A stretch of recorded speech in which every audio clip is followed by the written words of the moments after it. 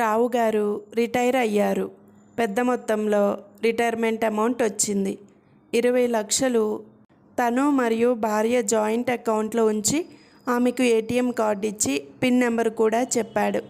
ఒకసారి పని మీద గంటసేపు బయటకు వెళ్ళాక ఫోన్ మర్చిపోయానని గుర్తొచ్చింది. వెంటనే ఇంటికి పరిగెత్తుకుంటూ వచ్చారు. సోఫాలో పడి ఉన్న ఫోన్ చూసి కుదుటపడ్డారు.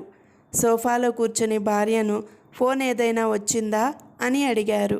అవునండి, బ్యాంకు నుంచి ఫోన్ వచ్చింది. మేనేజర్ గారు మాట్లాడుతూ జాయింట్ అకౌంట్ సమాచారాన్ని అప్డేట్ చేయమని చెప్పారు. రావు గారికి చెమటలు పట్టి సోఫాలో కూలబడ్డాడు. భయాందోళనతో ఓటీపీ ఇచ్చావా అని అడిగాడు.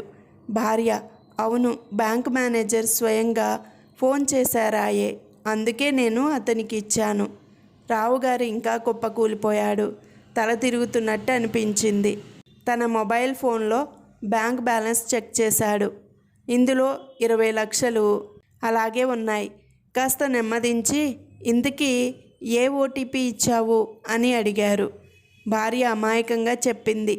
ఓటీపీ మనిద్దరికీ కలిపి 4042గా వచ్చింది.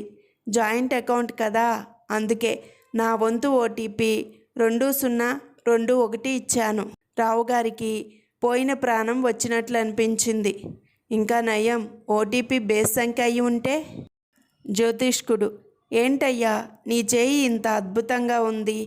నీకు గొప్ప అందగత్త, విద్యావంతురాలు, గుణవంతురాలు, మంచి మనసున్న అమ్మాయి భార్యగా వస్తుంది. అవునా? ఇంతకీ ఆమె రావడానికి ఇప్పుడున్న నా భార్య ఒప్పుకుంటుందో లేదో కూడా చూసి చెప్పండి అన్నాడు చేయి చూపించుకున్న అతను. మహిళ మెడలో మంగళసూత్రం కాజేసిన దొంగకి 3 ఏళ్లు జైలు శిక్ష విధించిన కోర్టు.